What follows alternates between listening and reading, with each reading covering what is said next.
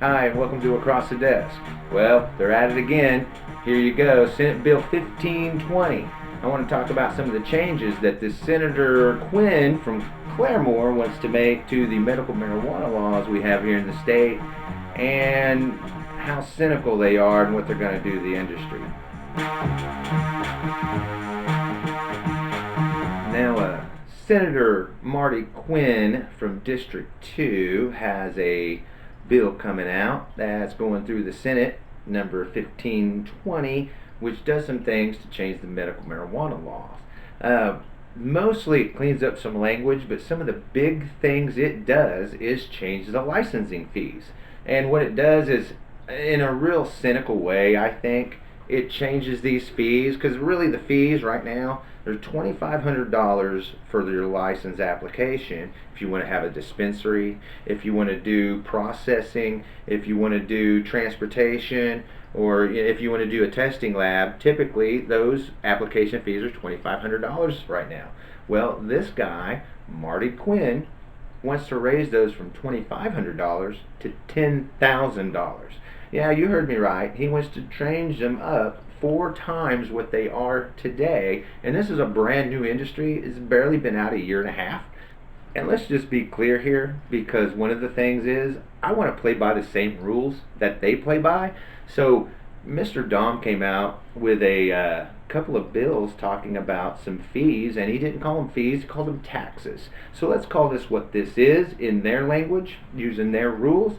This is a tax on an industry that's brand new in Oklahoma, hasn't been around a year and a half, and he wants to tax them 4 times what they're being taxed right now. Using their language, just saying, playing by the same rules, it's what I'm going to do. So they want to tax the industry 4 times what they are, and it's a brand new industry. This is designed to hamper this industry because he doesn't like it. Obviously, I mean, he's a Republican. He's got his convictions. He doesn't like it, and he wants to squash it. So that's what this is all about. And that's not the only thing he does in this bill. It changes fees to all these places. If you want to do a dispensary, $10,000. If you want to transport, $10,000. If you want to process and make edibles, $10,000. If you want to do testing, $10,000. And so this really jacks these rates way up. The other thing it does is, right now the applications, the Medical Marijuana Authority has 2 weeks to get these turned around. And hey, okay, man, that sounds pretty quick. It might be, and it might be adjusted. But what he wants to do is he wants to take it from 2 weeks to 90 days. Yeah, that's 12 weeks, from 2 weeks to 12 weeks. That's pretty extreme. And if it gives them that much time to think about it, or to hold this off, this could be detrimental to investments. And I'm almost positive that's what this is designed to do. It's designed not to help anybody in Oklahoma. It's not designed to help make the industry safer or run more efficient. It's designed to actually hobble it and slow it down. That's exactly what this is designed to do, because I almost guarantee you this guy doesn't like medical marijuana. He probably thinks that there's no benefits for it, no matter what anybody else says. And he really doesn't care that 67%, nearly 70% of Oklahomans voted for this. He could care less, because he thinks he knows better than you. And that's why we got a bill like this. And it kind of makes sense. I mean, look where the guy's from. He's from District 2. And this is covers Claremore. And this is also, if you saw another show I did, this is the same place where you have that racist sheriff. So it almost makes sense. And I don't know what's going on over there in Rogers County, but there's some really wacky guys over there who are in charge, and I really don't get them. They just, the things that they're doing over there, it's kind of interesting. And when you look at it, and I know there's a whole lot of host of bills going through. I mean, there's a whole bunch of stuff that's just crazy. I can't get to it all, of course, but I really wanted to concentrate on this one today, because this really affects people when you do this, and to an industry that's just brand new. And we've even said this, Republicans have even said this, hey man, we need to really let this industry grow. We really shouldn't touch it for about 5 to 7 years. Let's see what it does, and then make the adjustments. And no, this guy wants to make the adjustments now, and it's blatantly because he wants to hobble it. He wants to slow it down. He doesn't like it, doesn't see a need for it. And that's exactly what this is designed to do, because I'm going to tell you, a year and a half is not long enough to get a good case study on what an industry is doing. And he knows this. He knows this.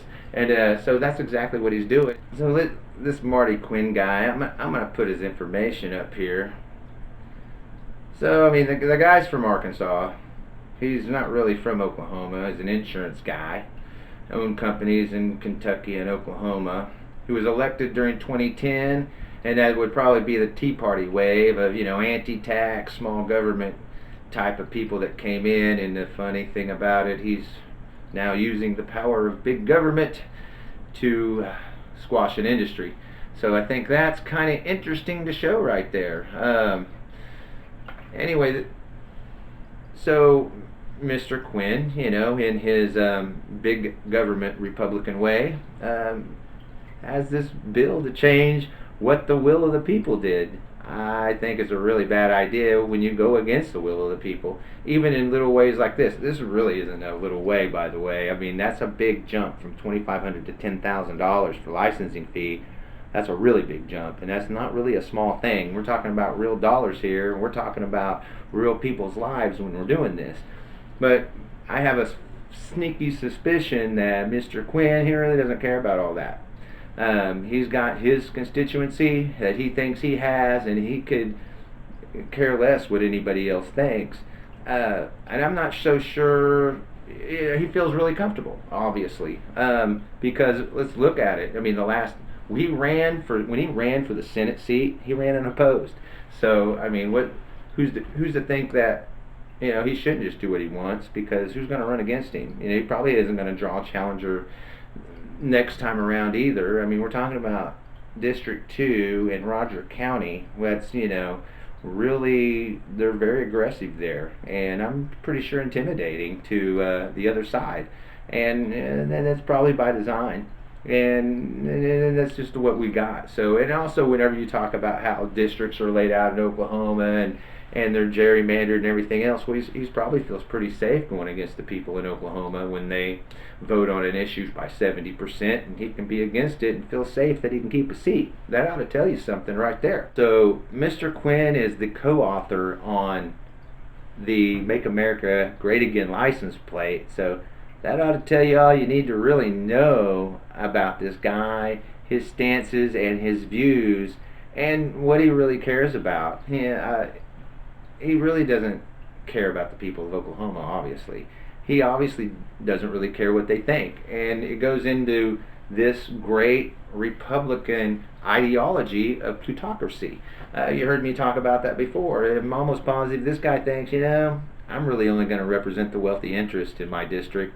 These middle class people that make under $100,000 a year, they really don't matter because they don't have the money, and that's what makes his world go round. So when it comes to this new fledgling industry, well, he can't wait to kill it.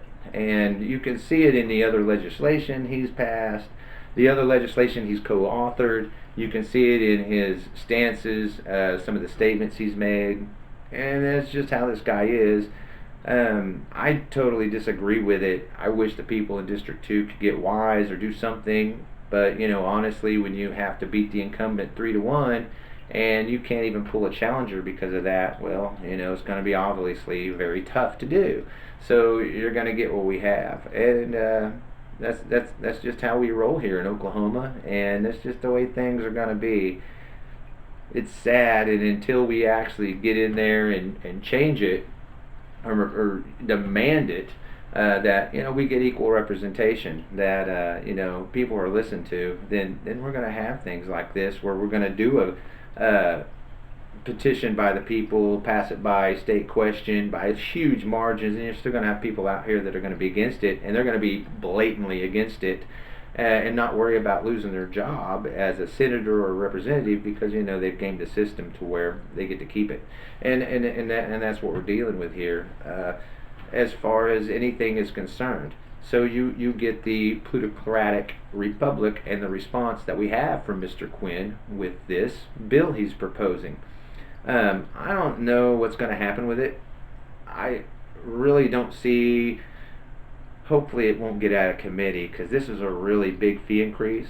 I don't know if it needs to be increased or not, but honestly, I would wait at least 5 to 7 years to see what the industry does before I jack with anything within it. Because honestly, you're gonna mess it up. And I'm almost positive this guy, being a businessman, being an insurance guy, knowing what's going on, he knows enough on how to throw a monkey in the wrench and screw up the works. And that's exactly what his goal is with this. I couldn't see any other possible way that this benefits anything else in this state or the people of the state other than to hobble an industry that's brand new in Oklahoma and bringing in millions of dollars. And maybe that's the problem.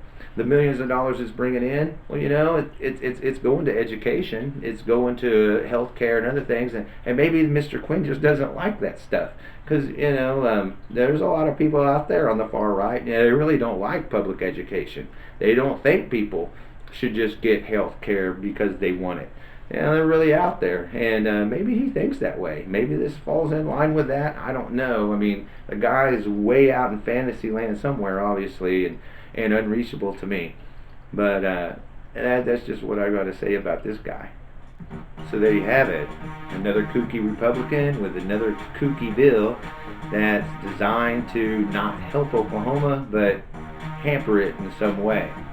I hope you've enjoyed this show today, and please join us next week here on Across the Desk with Kit Fairchild.